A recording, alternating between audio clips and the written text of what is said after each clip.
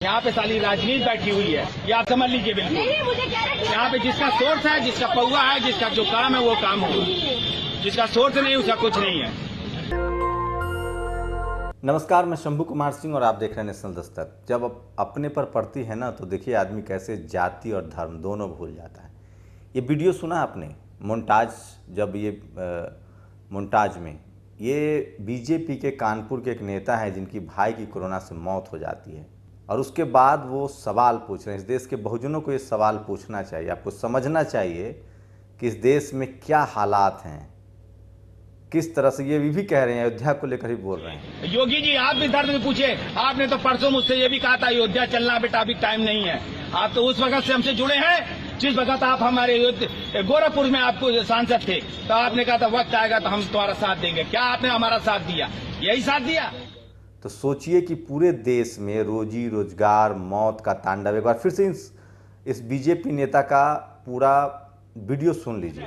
सतीश महाना जी से पूछ लीजिए, आप नीलमा कटियार से पूछ लीजिए, आप मेयर साहिब से साथ रहिए, नीलमा कटियार से पूछ लीजिए कि साला भ्रष्टाचार बचा हुआ है यहाँ पर दिल्ली से। क्यों दिल्ली साला सुधर गया? क्यों साला महाराष्ट्र सुधर गया? यहाँ पे साली राजनीति बैठी हुई है, ये आप समझ लीजिए बिल्कुल। नहीं, मुझे कह रहे हैं यहाँ पे जिसका सोर्स है, जिसका पौवा है, जिसका जो काम है वो काम होगा, जिसका सोर्स नहीं उसका कुछ नहीं है। आपको मेरे बारे में अगर पूछना है तो जितने नेता ऊपर बैठे हैं, सत्य पचौरी, भोले सिंह, जितने भी बैठे हैं सब जानते हैं हम। हमारा नाम संजय द्विवेदी नाम है, ठीक है। आज मेरी भारतीय जनता पार्टी के कार्यकर्ता, कार्यकारिणी सदस्य और प्रदेश कार्यालय में रहकर अगर मैं अपने भाई को नहीं बचा पाया तो ऐसी बीजेपी को मुझे कोई जरूरत नहीं है। मैं आज शिकायत नहीं देना चाहता हूँ।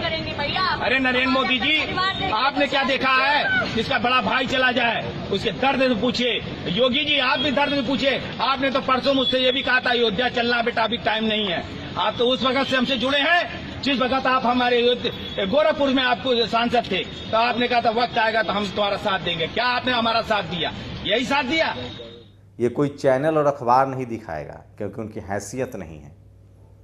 तो पहले एक बार वीडियो सुनिए, फिर उन तमाम भक्तों के लिए है जिसने इस देश में, पता है जो सरकार चल रही है ना, बीजेपी के सरकार का विरोध क्यों नहीं हो रहा है? क्योंकि उसने लोगों को जाति में और मजहब में बांट दिया है। जो उसके समर्थक हैं उसको इससे कोई मतलब नहीं कि महंगाई आ जाए, बाढ़ है, बेरोजगारी है, कोरोना है, सरकार कोई मदद नहीं करे। उसको सिर्फ मतलब है कि वो मुसलमानों को ठीक कर रही है, वो आरक्षण खत्म कर रही है, वो जातिवाद कायम कर रही है। अरे भैया, नाव में जब छेद होगा ना और नाव डूबोगी तो सब डूबेंगे। जब देश की अर्थव्यवस्था इसी तरह से गिरती जाएगी ना तो आप भी उसकी चपेट में आएंगे। और कोरोना अब जाति नहीं देख रहा है। आज वीरांगना फूलन देवी जी का जन्मदिन है और उनकी जन्मदिन की आप सबको बधाई। एक ऐसी महिला, एक ऐसी ताकतवर महिला जिसने इस देश की महिलाओं को सिखाया कि कैसे अपने सम्मान की रक्षा, अपने आत्मसम्मान की रक्षा, कैसे अपने विचारों की रक्षा की जाती है। और गरीबी में पली बढ़ी, बिहार में अपने जीवन को उन्होंने त्यागा, जेल काटी, संसद तक पहुंची। और मुझे लगता है इस देश के तमाम लोगों को उनसे प्रेरणा लेनी चाहिए जिन पर जाति की वजह से और लिंग के आधार पर, महिला पुलिस होने के आधार पर, जाति के आधार पर अत्याचार होता है। उनको फूलन देवी की तरह सशक्त और मजबूत आवाज़ बननी चाहिए। फूलन देवी को हम इसलिए याद करते हैं कि उन्होंने उस तमाम पुलिसिया व्यवस्था हो चाहे जातीय व्यवस्था हो, सबको उन्होंने चैलेंज किया और वो वीरांगना, उनको सत नमन। और बहुजन समाज के सोचिए, जिस पर इस देश की महिलाओं को नाज होना चाहिए था कि उसने उन तमाम शोषकों को चैलेंज किया, आपकी हथियार बनी, ताकत बनी। लेकिन उसका हत्यारा आज घूम रहा है और लोग उसको महिमा मंडित करते हैं सिर्फ जाति की वजह से। पूरी दुनिया में कहीं अगर फूलन देवी और होती दूसरे देश में तो उनके पूरे देश में मूर्तियां लगती, जिस तरह से उन्होंने प्रतिकार किया और शोषण के खिलाफ आवाज़ उठाई। अब बारी बारी से आपको खबर बता। आज एक और हेमंत सोरेन जो कि आदिवासी समाज से आते हैं और बहुजन समाज के हीरो हैं, झारखंड के चीफ मिनिस्टर हैं, उनका भी जन्मदिन है। तो बहुजनों को एक दूसरे से जोड़ना चाहिए और जुट के रहना चाहिए, नहीं तो आपकी स्थिति बहुत बुरी हो जाएगी। और शानदार काम किया है हेमंत सोरेन के। जब आप देखेंगे तो लगेगा कि उन पहली पीढ़ी, जो जगदेव बाबू ने कहा था, पहली पीढ़ी मरती है, दूसरी पीढ़ी जेल जाती है, तीसरी पीढ़ी राज करती है। हेमंत सोरेन के दादा की हत्या हुई, शिबू सोरेन लगातार जेल जाते रहे, हेमंत सोरेन सत्ता में है। लालू यादव के साथ यही दिख रहा है। लालू यादव जेल में है, शायद तेजस्वी अगली बार सत्ता में हो। डॉक्टर मोनिका सिंह ने लिखा है, जिस देश में स्कूल फी माफ़ नहीं होता है उस देश के बिजनेसमैन का लोन माफ़ हो जाता है। सोचिए कोरोना जैसे कहर में जब लोग बेरोज़गार हो रहे हैं, स्कूल फ़ी किसी का माफ़ नहीं हो रहा है, तो ये समझना पड़ेगा।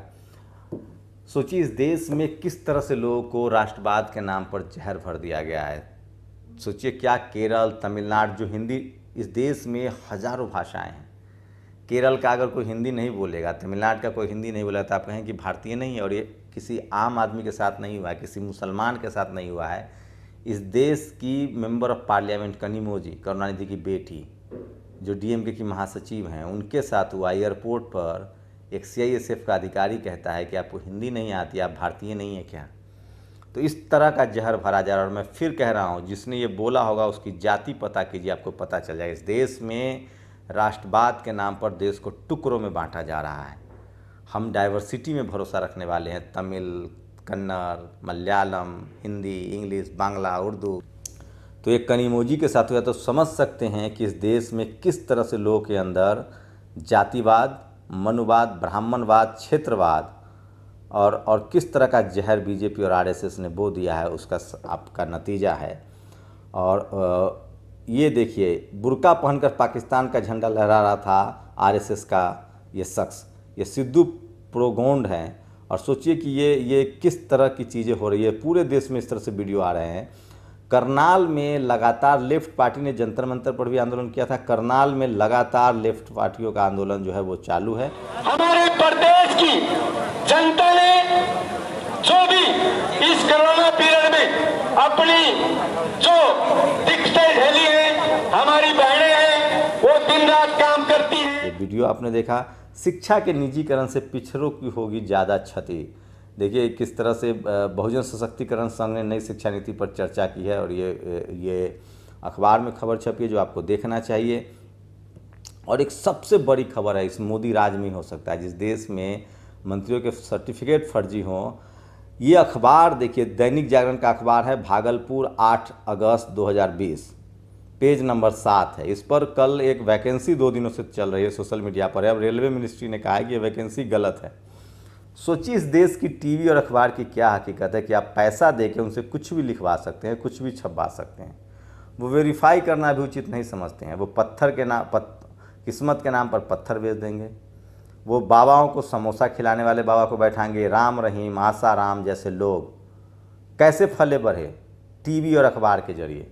सोचिए हजारों 5285 पदों पर निकाली रेलवे की फर्जी बहाली। अब बताइए, दैनिक जागरण अखबार को बंद नहीं कर देना चाहिए? इस देश का कितना घिनौना काम है। इस देश के टीवी और अखबार की कोई नैतिकता नहीं, कोई एथिक्स नहीं। हमारे चैनल पर कोई ऐड देना चाहेगा, हम उससे 10 सवाल पूछेंगे, कौन हो, कहाँ से। कोई आके कह देगा कि हम अमृत बेच रहे हैं और जहर बेच रहा है, हम उसको विज्ञापन में छाप देंगे। ये है इस देश की मीडिया के है। सोचिए जो थोड़े से पैसे के लिए फर्जी विज्ञापन छाप सकते हैं, जो अखबार और जो टेलीविज़न चैनल, वो सरकार के सामने कितना घुटना टेकते होंगे, कितने तलवे चाटते होंगे, ये आप अंदाज़ा लगा सकते हैं। सोचिए कितना, मतलब इनकी आइडेंटिटी, इनकी विश्वसनीयता कितना खराब है। और ये सच्चाई है, सही कहते हैं लोग। पहले अखबार छप के बिकते थे, अब छपने से पहले बिकते हैं। जब आप फर्जी एडवर्टीजमेंट छाप सकते हैं तो आप कुछ पैसों के लिए, तो आप सरकार के सामने क्या नहीं करते होंगे। तो आप कल्पना कर सकते हैं इस तरह के इस देश के अखबारों क्या है। और मिनिस्ट्री ऑफ रेलवे ने वेस्टर्न इन्फोटेक द्वारा आउटसोर्सिंग के विज्ञापन को फेक बताया। ऐसी कंपनियों पर सख्त कार्रवाई होनी चाहिए। आमतौर पर ऐसी कंपनियां सत्ता। सोचिए ये कंपनी की गलती नहीं, ये अखबार की गलती। शीतलपी सिंह ने वीडियो शेयर किया है। बिहार में करीब 74 लाख लोग बाढ़ प्रभावित है। हालात भयानक है, लेकिन करीब 9 करोड़ बचे हुए हैं, इसलिए मीडिया की प्राथमिकता बाढ़ ही है। और सोचिए जिस देश में बाढ़ है, कोरोना है, वहाँ किस तरह से महाराष्ट्र वर्सेस बिहार की राजनीति टेलीविज़न करवा रही है। और एक और देखिए ये बुर्का वाली तस्वीर, एक और देखिए बुर्का पहनकर घूम रहा था, संगी हुआ गिरफ्तार। तो ये सोचिए कम्युनिटी को कैसे बदनाम किया जाता है और आरएसएस की किस तरह की साजिश होती है, ये आपको समझना चाहिए। आरक्षण किसे कहते हैं, ये सोशल मीडिया पर सबसे वायरल तस्वीर है। ये पार्चार कुल सूची है लखनऊ की। श्री मदन गोपाल मिश्रा, श्री विद्याराम मिश्रा, श्री केएल दीक्षित, श्री बनवारी शरण Srivastava, Shri Gorakhnath Dwivedi, Shri KL Dixit, Gorakhnath Dwivedi, RC Dixit, Prabhat Kumar Tiwari, Harihar Nath Dwivedi, Ganesh Shankar Trivedi, JP Mishra, SD Sharma, Nageshwar Pandey, ये इस तरह से वाइस चांसलर बनते रहते हैं एक ही यूनिवर्सिटी में, वो पूरा है। देवाशीष जरारिया ने, जो कि कांग्रेस के अब नेता हो गए, बहुजन समाज से हैं ग्वालियर से, उन्होंने रेलवे से पूछा था, उसके बाद हुआ कि ये फेक है। और समझिए कि जागरण जैसे अखबार में विज्ञापन दिया जा रहा है। सोचिए कितना बड़ा, इस देश का हर टेलीविज़न चैनल और अखबार एकदम से फर्जी है, ये आपको समझना पड़ेगा। और पूरा सोशल मीडिया आज भरा पड़ा है। आपको बता दें कि फूलन देवी से जन्मदिन से, लेकिन टीवी अखबार में आपको नहीं दिखाया। लेकिन उससे भी बड़ी विडम्बना बताऊंगा कि किस तरह से दुश्मन न देखे इसलिए ऑनलाइन नहीं की गई CAG defence report press review. अब देश में भ्रष्टाचार की जांच भी नहीं जाएगी क्योंकि इसे सरकार की थू-थू हो जाती है। सोचिए इस तरह के हालात हैं। दिलीप मंडल ने अच्छा लिखा है कि उत्तर भारतीय ब्राह्मणों का दुर्भाग्य है कि उनके बीच महादेव, गोविंद रनाडे या पंडिता रमाबाई जैसा कोई महान चिंतक नहीं हुआ, इसलिए उनके नायक परशुराम या ब्रह्मेश्वर मुखिया जैसे लोग हैं। ये सोचिए किस तरह के हालत है। JNU, DU, IIT और IIM से निकले आधुनिक पंडित जप रहे हैं राम राम। तो इस देश में जो मनुवादी हैं, जातिवादी हैं, ब्राह्मणवादी है, वो कहीं से पढ़ ले, वो जातिवाद नहीं छोड़ते हैं। और दुनिया भर में लगातार प्रदर्शन, सोचिए इजराइल जो हमारे प्रधानमंत्री के सबसे करीबी दोस्त हैं, वहाँ लोगों ने प्रधानमंत्री के खिलाफ आंदोलन और प्रदर्शन शुरू कर दिया है। कोरोना से अव्यवस्था हो रही है, लोग मर रहे हैं। और जिस तरह से विस्फोट हुआ था बेरूत में ब्लास्ट के बाद, वहाँ लोगों ने सरकार के खिलाफ आंदोलन शुरू कर दिया है। तो जिंदा कौमें 5 साल इंतजार नहीं करती हैं।